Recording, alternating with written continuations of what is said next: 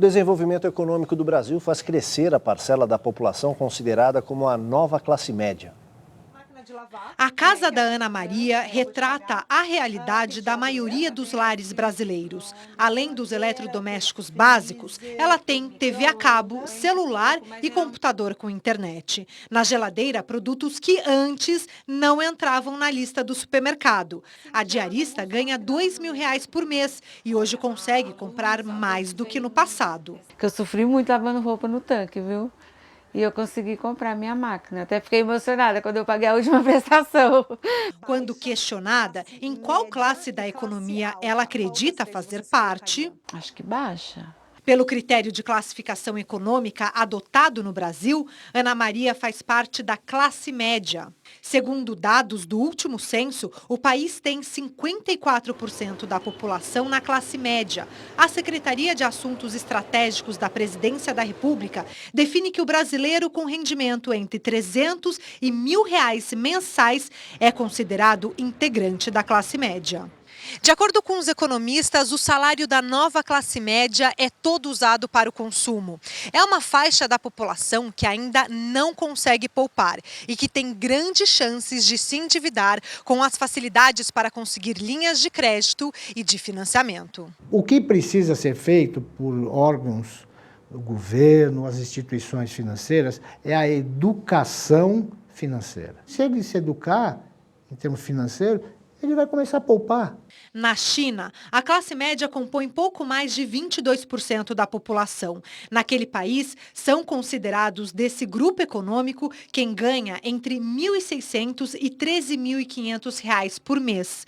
Na Índia, eles são 5% e recebem entre 600 e pouco mais de R$3.000 por mês. Os próprios governos e as sociedades vão ter que aprender a conviver com esse novo contingente populacional que vai ter hábitos, vai ter gosto diferente e a produção vai ter que se ajustar a esse novo contingente populacional e de renda que está entrando nos mercados.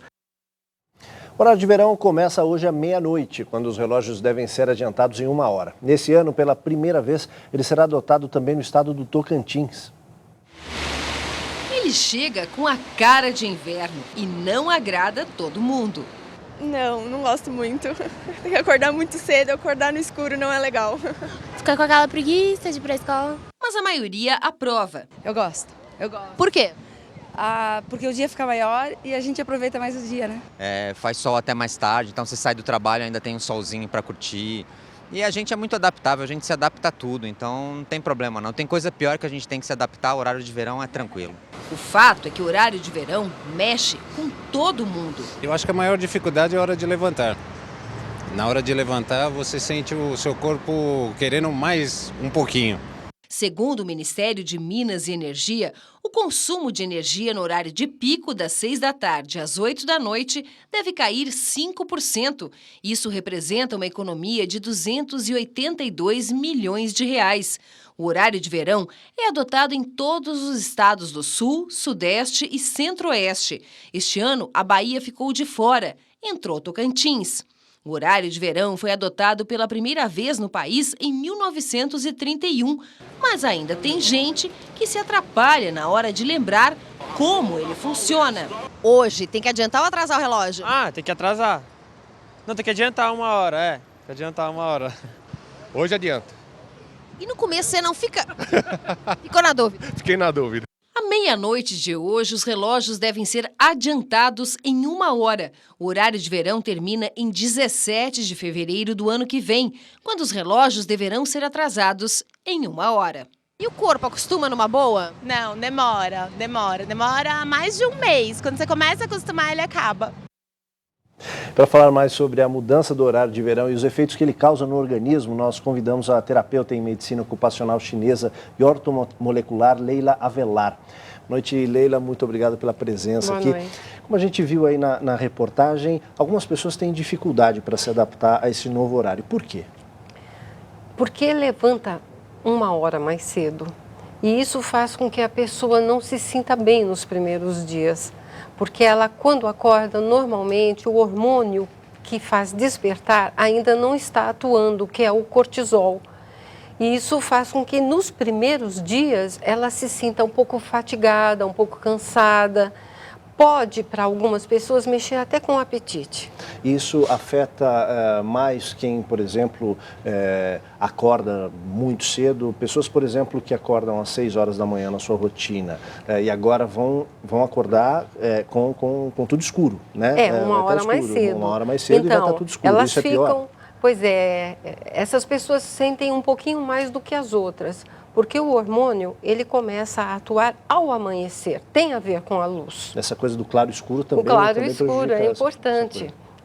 Então, o hormônio começa a ser produzido mais ou menos às 6 horas da manhã. Ele entra no pico máximo às 7, 8, que já pega o início do próximo, que dá um bem-estar muito grande, que é a endorfina, que é um hormônio analgésico.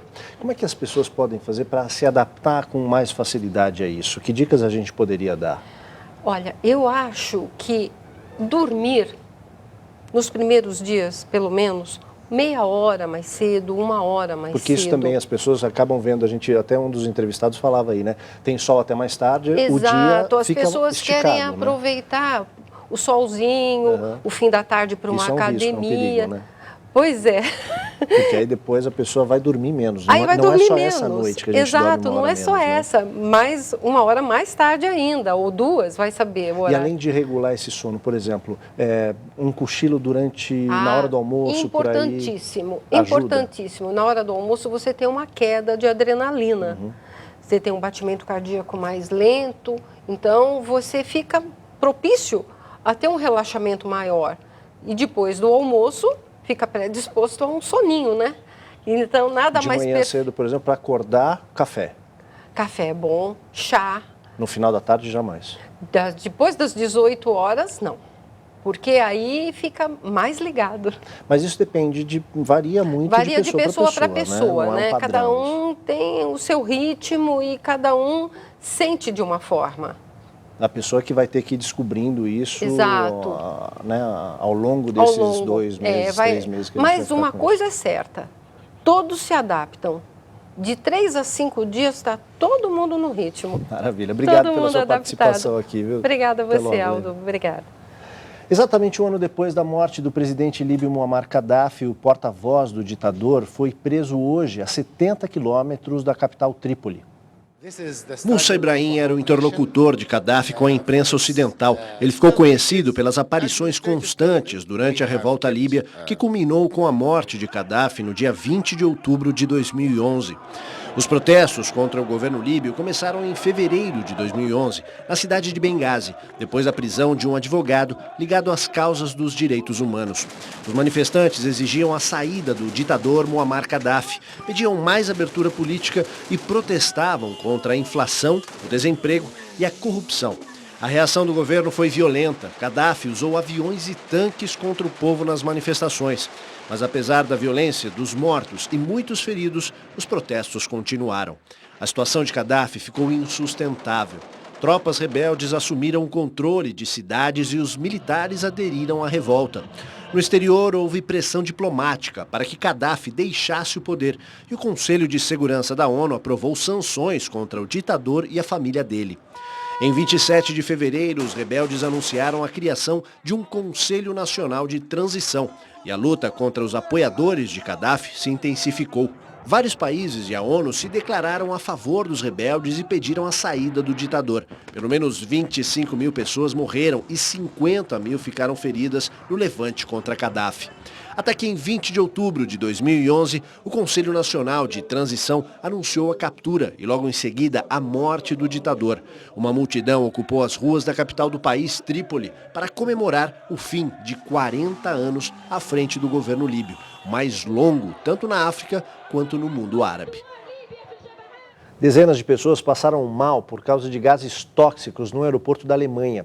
Na capital do Iraque, um novo ataque à bomba matou 8 pessoas e feriu mais de 30. E em Beirute, a renúncia de um ministro é recusada pelo governo. O primeiro-ministro libanês Najib Mikati ofereceu sua renúncia ao cargo, mas o presidente Michel Suleiman pediu que ele permaneça mais um tempo. A decisão veio depois de Mikati ser pressionado pelo bloco de oposição ao governo libanês. Isso por causa do ataque à bomba de ontem, que matou o brigadeiro Wissam al-Hassan e rendeu protestos dos muçulmanos sunitas pelas ruas da capital Beirute. Já no Iraque, 2 bombas mataram pelo menos 8 pessoas e feriram outras 38. A polícia disse que as explosões aconteceram dentro de um movimentado mercado no distrito de Kadmia e que a maioria das vítimas foram crianças e mulheres. As mortes por ataques de militantes no Iraque chegam a 365, o maior número em mais de 2 anos.